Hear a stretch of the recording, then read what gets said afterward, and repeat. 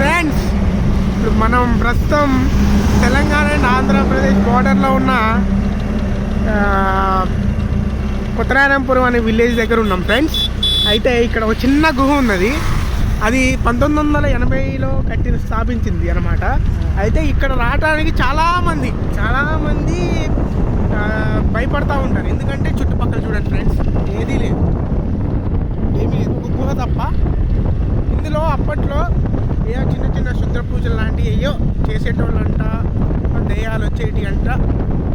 దాన్ని చూసి భయపడి ఎవరు ఇక్కడ కూడా ఇల్లు చూసారు, ఏమీ ఇల్లు లేవు, కట్టియలేని కూడా కట్టియలేదు, ఒకటే ఇల్లు ఉంది. చూడండి దయచేసి ఇక్కడ ఎవరు రాత్రిపూట రాకండి.